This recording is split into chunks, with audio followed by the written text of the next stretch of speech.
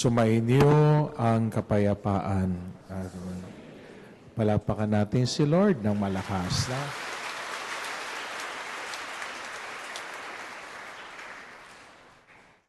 Harapin ang katabi. Sabihin nyo, ialay kaya kita kay Lord. Sabihin nyo, sabihin nyo nga, ialay kaya kita kay Lord. Sabihin nyo, 1, 2, 3, go. Sagutin mo, ikaw kaya ang gawin ko niyan.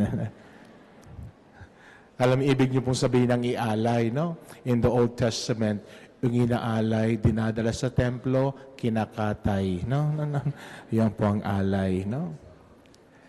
You know, I wanted to share with you today one of the best prayer I found in the New Testament. And that's the prayer of Bartimaeus today we have heard in the gospel. Jesus, Son of David, have mercy on me. Sabi niya nga, Jesus, Son of David, have mercy on me. Well, other translations say pity. And how do we understand this? Nagdadasal ba kayo? Yes or no? Yeah. Tanungin niya ang katabi niyo, sabi mo, nagdadasal ka ba talaga? Mukhang hindi. No. Nung yung kalakasan ng Christine, may kaibigan ako, tumawag sa akin. Sabi niya, Father, nagdasal ako. Sabi ko, Lord, iligtas mo lang ang anak ko araw-araw, magdadasal na talaga ako. Kinaumagahan, sabi ko, kumusta? Ay, Father, ligtas ang anak ko at dahil doon, magdadasal na talaga ako. Alam niyo, sometimes kinakailangan pang may pagdaan ng bagyo para maisipan na magdasal. Kinakailangan magkaroon pa ng problema para maisipan magdasal. Kinakailangan magkaroon ng sakit para maisipan magdasal. But today, I would like to invite you to understand really what prayer is. Sabihin nyo nga, magdadasal ako araw-araw. Sabihin nyo, talaga ha? Lord, nangako po sila, no? Pangako ba yan? Yes or no? Yeah. Lord, nangako po sila. Pag hindi po tinupad, kayo na po ang bahala. Alam niyo, sabi ni Pope Francis, prayer is a relationship and dialogue with God. Pag mahal mo, gusto mong makausap araw-araw, yes or no? Pag naiinis ka, ayaw mo na makausap, yes or no? Totoo yun. Kaya nga may pag-aaral na yung long-distance relationship many times does not work. Bakit? Hindi nakakapag-usap. Alam niyo, pag-uusap, hindi lamang yung nagsasalita. Pwede naman cellphone, pwede naman yun. Pero you know, sabi ni Pope Leo XII, to pray is to be in the presence of God. Presence. Sabihin niyo, presence. Okay lang ba sa inyo yung nakakausap mo pero hindi mo nakikita? Okay lang ba sa inyo yun? Yes or no? Mas maganda yung nakakausap, di ba? Nakakausap at nakikita, maganda yun. Iba yun. Iba yun yung nagsasalita at yung nagsasalita, kausap mo, iba yun. Kaysa telepono, iba yun.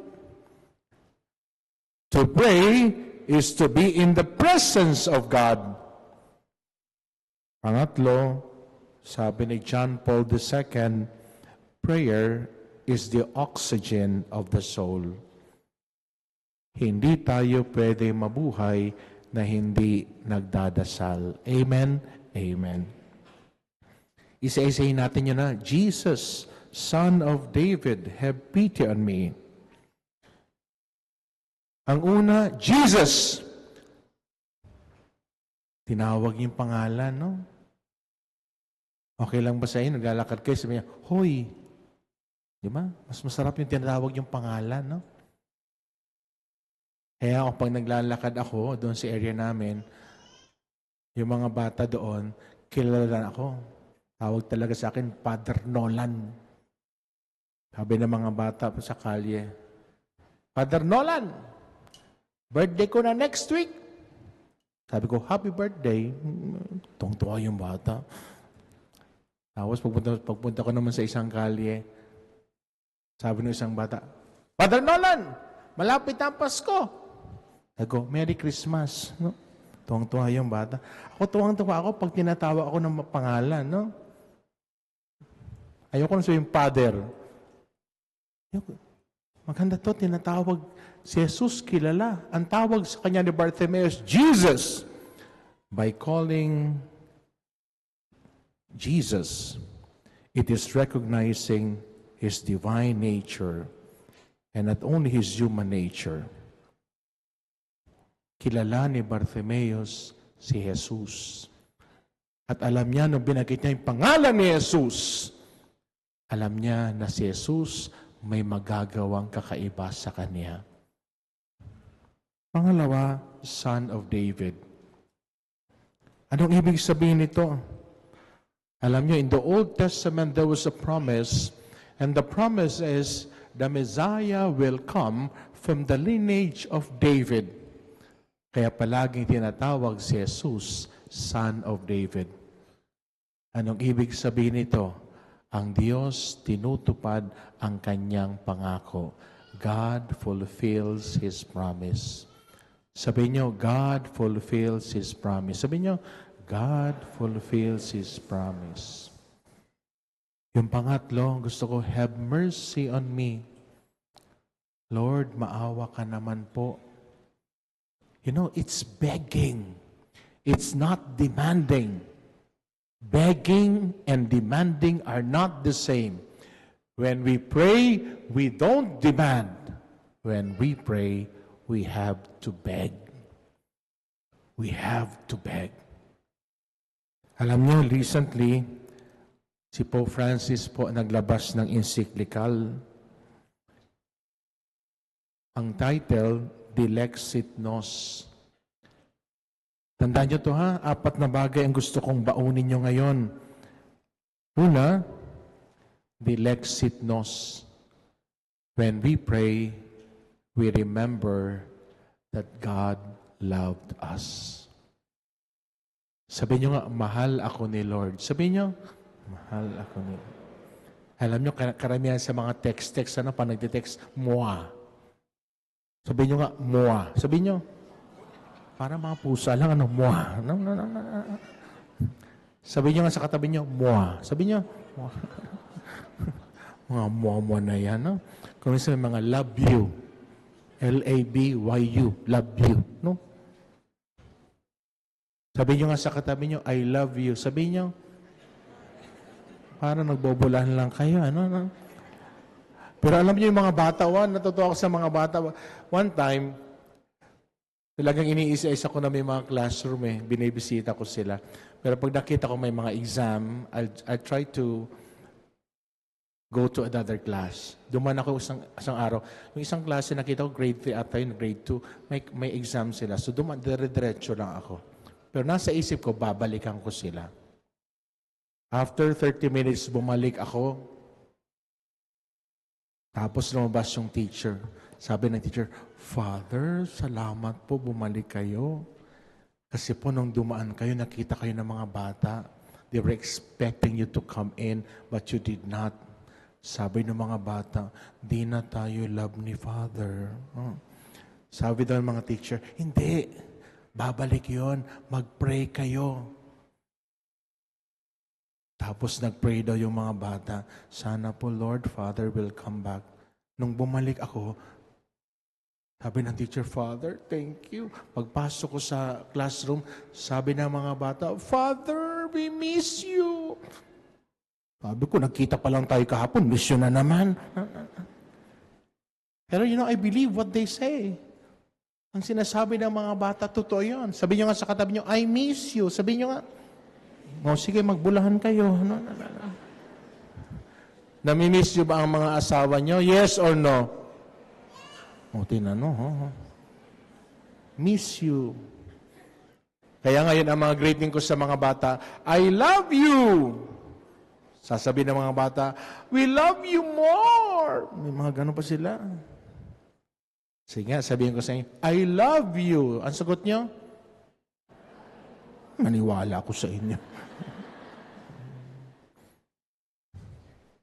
Alam mo, sabi ni Pope Francis, we have and we should not forget that every time we pray, we have a God who loved us.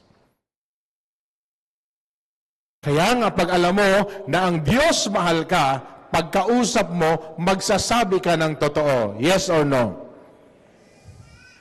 Pangalawa, sabi ni Pope Francis, we are defined by what is in our heart. I like what he said. Sabi niya, I am my heart. Wow. Sabi niyo, I am my heart. Sabi niyo, so what is in my heart is who we are. So therefore, there should be no deceit in our heart. There should be no deceit in our heart. Hindi pwedeng ang puso ay nanloloko. Hindi pwede ang puso ay nananakit. Hindi bawal ang manakit. Sabihin nyo sa katabi nyo, bawal ang manakit. Sabihin nyo, bawal. I am my heart. Sino na sa inyo ang nasaktan? Pumalakpak ng malakas.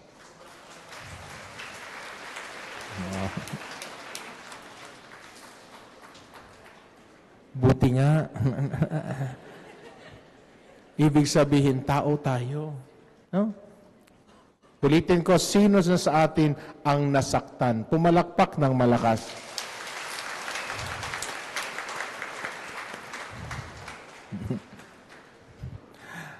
May mga kasama ako paalis ng Europe bukas.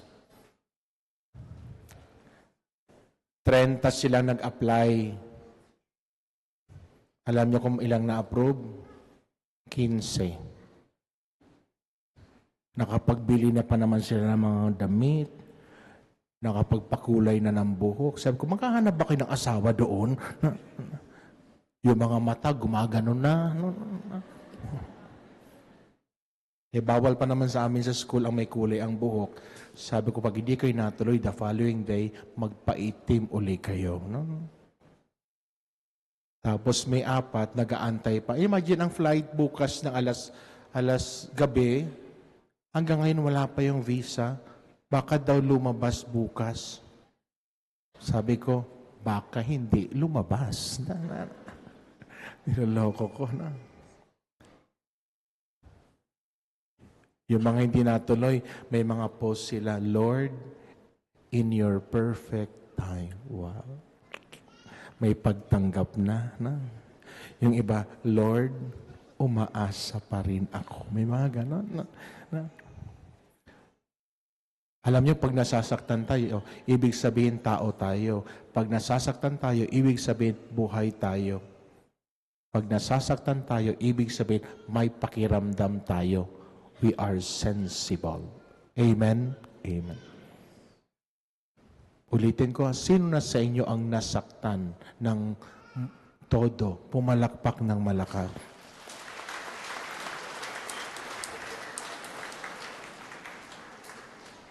Todo, ha? Ano talaga, ha?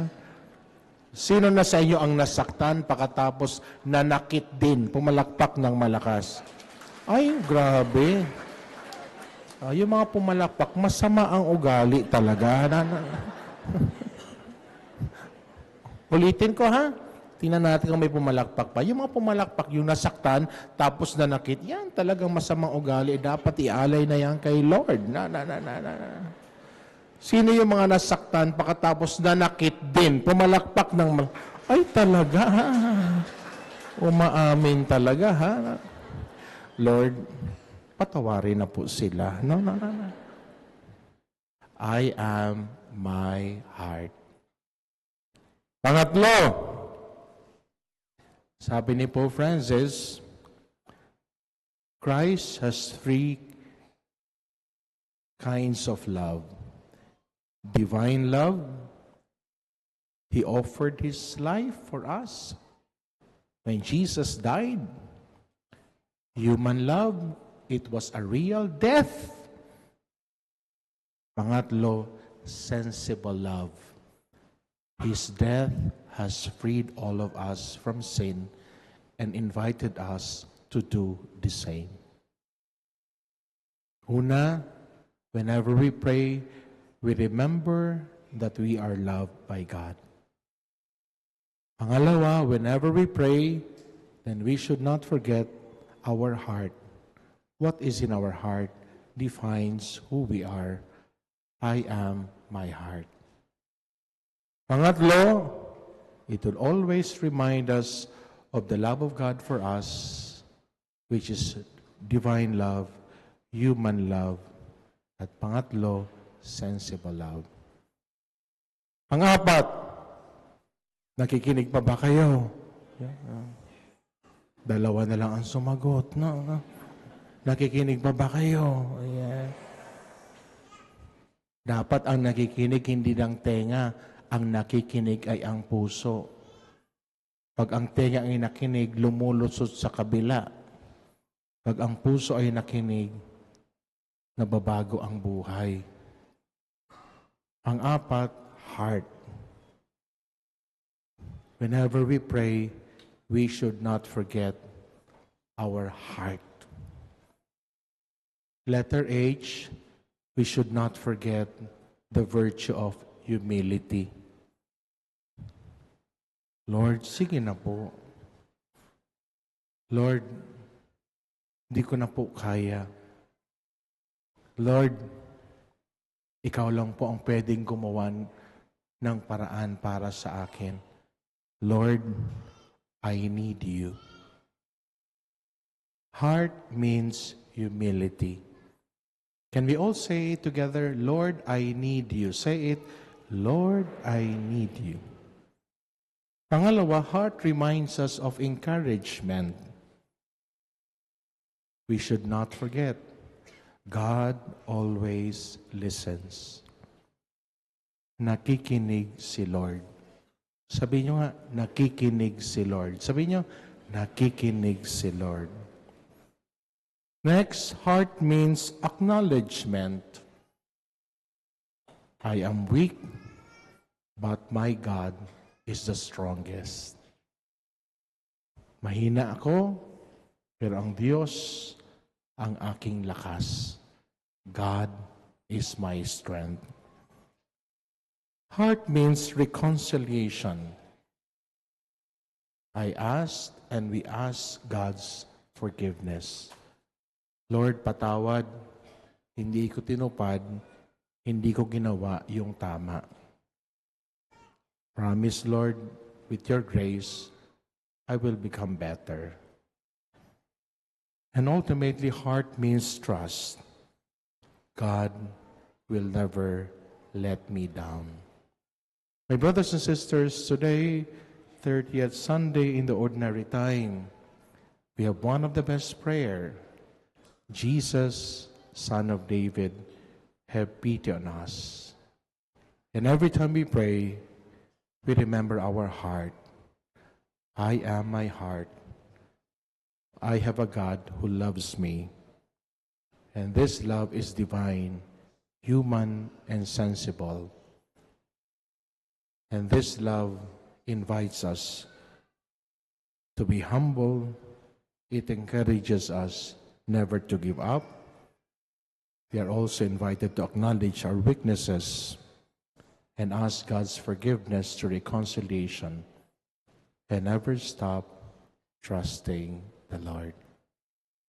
Saint Charbel, pray for us. Please stand.